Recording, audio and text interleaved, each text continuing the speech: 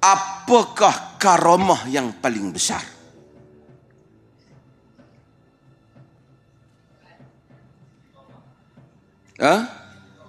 Istiqamah.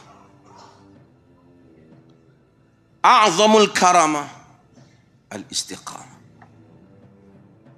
Karamah yang paling besar, kata para ulama, ialah istiqamah.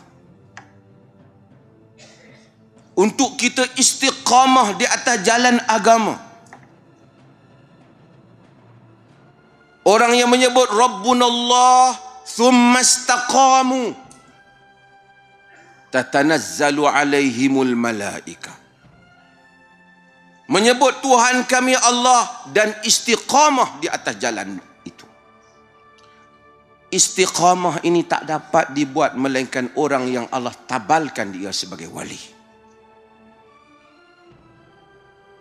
Jika Allah telah menjadikan kita istiqamah, mudah-mudahan kita di sisi Allah adalah wali. Wali itu bukan dengan kita, kau wali, aku wali, cuba kau tengok power kau, aku nak try power aku pula. Itu bukan. Itu terpengaruh dengan filem super-super apa ni. Bukan. Karamah yang terbesar istiqamah.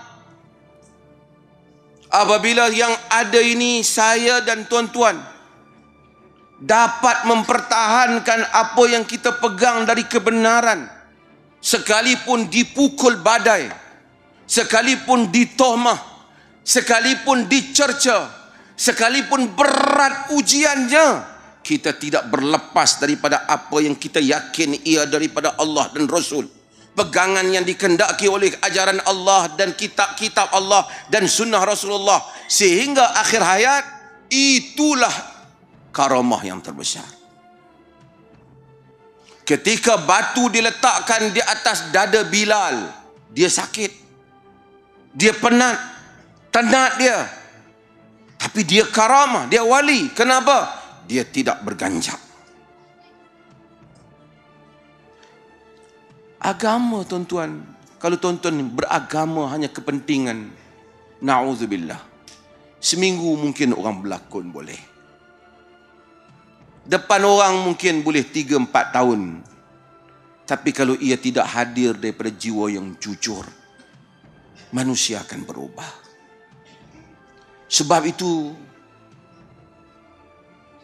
tanda baik agama kita ini, makin lama makin halus hubungan kita dengan Allah. Bukan makin lama makin takabur kita kerana telah lama beragama. Tuan-tuan, belajari sunnah bukan semesti daripada lidah saya, daripada lidah sesiapa saja yang menyampaikan kitab Allah dan sunnah. Tidak pernah ada siapa-apa syarat. Kalau nak faham sunnah, kena dengar daripada lidah mufti perleh ataupun orang penceramah. Tidak ada.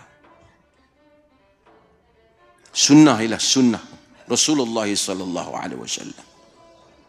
Orang yang membaca sunnah, dia menghuraikan mengikut sunnah, kita terima. Kita hormati guru-guru, tapi dengan kadar yang Allah dan Rasul ajar. Salam dengan hormat, bercakap dengan hormat, diajar oleh agama. Berjumpa dengan santun, diajar oleh agama.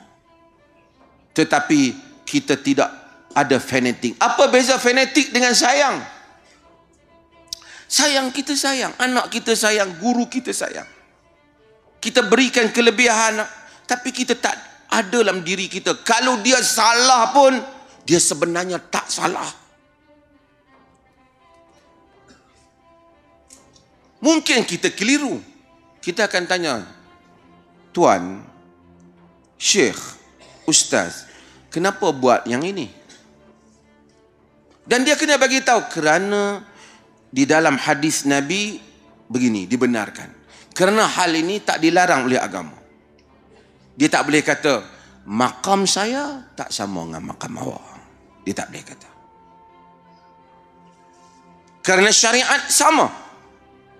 Tidak ada syariat yang berbeda. Sesiapa yang mendakwa dia mempunyai syariat yang berbeda daripada apa yang ada pada orang awam. kata Al-Imam Al-Qurtubi, kata At-Tahawi sebelumnya, kata para ulama, jika ia sebut dengan sedar, terkeluar dia dari agama. Terkeluar dia daripada agama.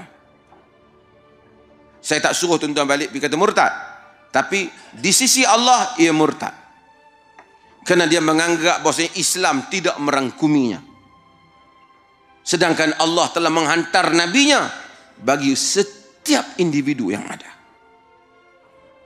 Tidak ada siapa yang boleh dikecualikan. Maka saya nak menutup kuliah kita pada malam ini dengan sama-samalah kita mencapai satu karamah yang besar. Apa karamah tu? Istiqamah. Balik istiqamah. Di atas apa yang kita faham. Pertahankannya apa yang kita faham. Tetapi dengan hikmah. Saya tahu, saya tak mau juga, saya tahu sebahagian besar yang datang ni juga orang-orang baru. Jangan balik-balik pergi bertumbuk, jangan. Jangan balik-balik ayatnya keras, jangan. Sampaikan dengan bijaksana dan hikmah. Ud'u ila sabili rabbika bil hikmati wal mau'izatil hasanah. Dengar baik-baik hal ini. Balik, sampaikan dengan elok. La an yahdiyallahu bika rajulan wahida khairul laka min humurin na'am. Jika Allah jadikan kerana sebab kita satu orang mendapat petunjuk, lebih baik daripada unta merah, kenderaan yang paling mahal. Dalam sebagian riwayat, mimma tala'at alaihi syamsu wa ma gharabat, daripada apa yang tempat yang terkeluar dan tenggelamnya matahari padanya, yakni dunia dan segala isinya. Jadi bila kita berdakwah, dakwah dengan elok. Bila sampaikan dengan baik. Usaha apa yang boleh kita buat. Kalau boleh ada siapa yang ada media sosial boleh sampaikan. Jika ada WhatsApp dia yang boleh sampaikan mesej yang baik, sampaikan. Dan kita kena tahu, tidak ada orang yang berdakwah sepandai mana pun, dia tidak dikecam dan ditentang. Saya selalu sebut berulang kali, tuan-tuan dengar. Penyanyi yang menyanyi, dia tak bercakap, menyanyi ya, pun kena kutuk. Padahal dia menyanyi. Nak bagi kita suka, bukan nak bagi kita tak suka. Pun orang kutuk, apalah suara dalam studio lain, suara luar lain. Orang kutuk. Ini kan kita yang menyampaikan ajaran agama.